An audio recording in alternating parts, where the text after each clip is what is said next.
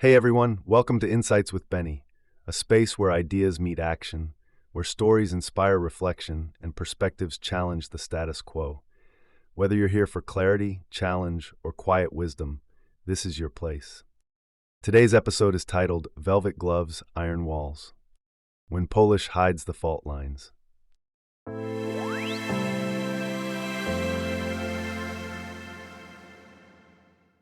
A polished leader, a misaligned mission. When charm outshines substance, leadership falters. A story of appearance versus fitness for the role. As always, these are straight from the heart of Insight's blog. Let's begin.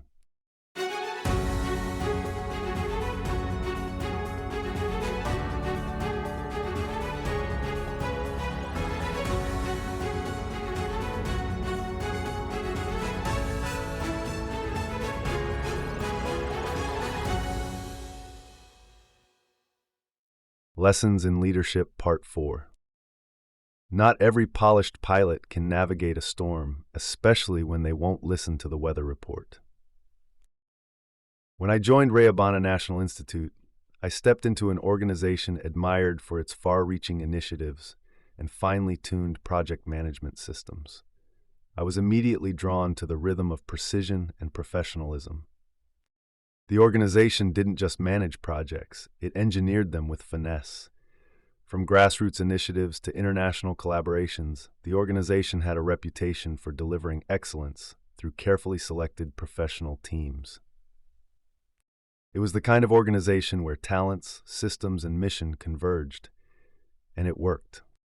When I was called to lead the organization, I saw it as both an honor and a challenge, an opportunity to extend our reach, scale innovative projects, and push boundaries.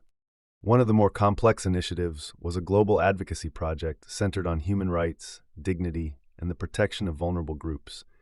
It had sharp edges: policy reform, legislative engagement, and high-stakes partnerships. It demanded a steady hand and a visionary mind.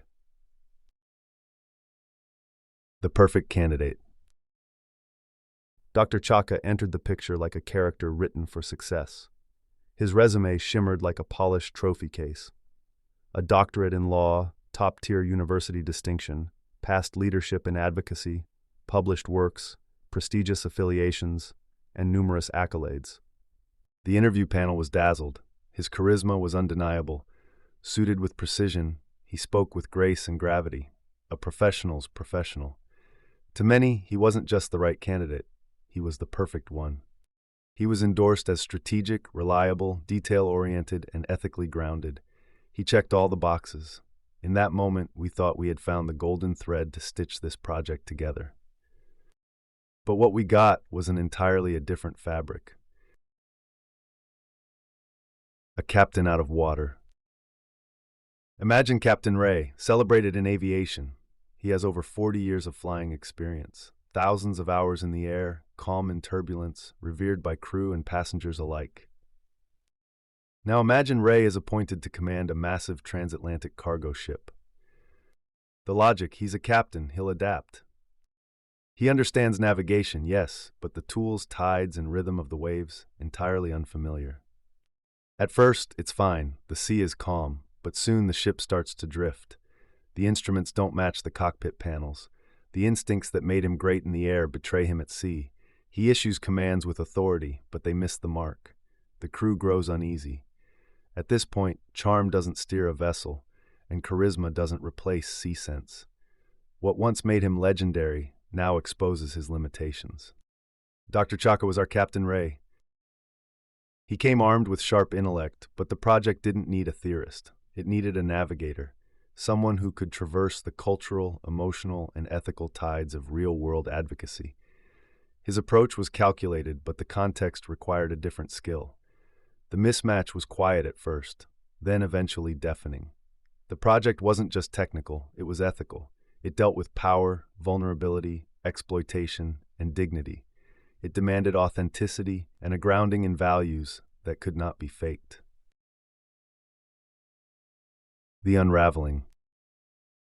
The cracks began as hairline fractures, missed deadlines, vague updates, misread environments, but soon they widened. Delays became habitual, decisions stalled. His interactions with the team grew tense. He became defensive, resistant to feedback, and dismissive of input. His team felt silenced, not supported. Initiative stagnated. Staff began to work around him rather than with him. Authority wasn't earned, it was assumed, and instead of reflecting, he deflected. Behind the impeccable presentation was an alarming absence of accountability. And beyond his inability to lead functionally, another fissure appeared. It wasn't just a matter of skill misalignment, it went deeper. The tale of Joe. Imagine Joe. He spent decades as the legal and public affairs face of a multinational conglomerate infamous for dumping industrial waste in a community. He authored PR reports that downplayed harm, lobbied against tighter regulations, and became a master of delay, deflect, and dilute. He was articulate, polished, and always knew the right thing to say at the right time. Then suddenly, Joe is appointed to lead an environmental justice campaign. He steps up, reinvents his image, speaks about reform, change, and accountability. His speeches are stirring, but when push comes to shove, his instincts default to preservation, not progress. He sounds convincing but operates in familiar patterns. Stakeholders begin to notice. His hands raise the banner of reform, but his feet remain on old ground. That was Dr. Chaka. He spoke fluently about social justice but faltered when confronting entrenched beliefs. The unspoken problem revealed itself. For all his brilliance, he held deep-seated views that contradicted the project's mission, particularly around issues of rights, cultural norms, and systemic bias. His rhetoric rang hollow. His boldness felt rehearsed. His body language hesitated when clarity was needed. Internally, the team began to question the sincerity of his process. Externally, partners became wary. His messaging conflicted behind. He wasn't sabotaging the mission, but he wasn't serving it either. When charm isn't enough. Eventually, it all came to a head.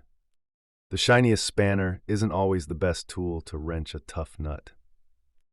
Project management is not just about credentials or presence, it's about fit, and Dr. Chaka's fit was cosmetic at best.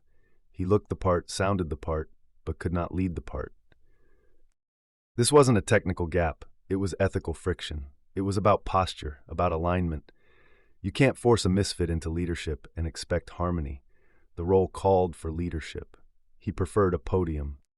A brilliant pilot can still crash a plane, especially if he refuses to listen to the meteorologist. Finding the fit. Leadership involves second chances, but it also demands discernment. Dr. Chaka wasn't a bad professional, just badly placed. His strengths might have thrived in a policy think tank or academic environment, but in a role requiring authenticity, collaboration, and the courage to confront internal bias, he faltered. The issue wasn't whether Dr. Chaka was qualified. He was. But qualifications alone don't build reform. Values do, integrity does, listening does. Some people are great at rallying passion. Others speak truth to power, but few possess the humility to hear truth in return. Dr. Chaka was a compelling voice, but a misaligned leader. Reflection. Leadership appointments should never rely solely on what's on paper. Charm cannot replace alignment. A compelling resume is no guarantee of ethical clarity or emotional maturity. Leadership requires recognizing when someone is in the wrong role. The loudest in the crowd may falter when handed the gavel. Some are brilliant in crisis, fierce in advocacy, passionate in debate, but struggle to build consensus, share power, or walk humbly with a team. Leadership is not about who shines the brightest. It's about who listens deeply, adapts wisely, and leads with integrity. Presentation is not performance, credentials are not conviction, and charm, though attractive, is no substitute for character. In the end, Dr. Chaka reminded me of a hard truth. Leadership is not about how well you speak, it's about how well you serve.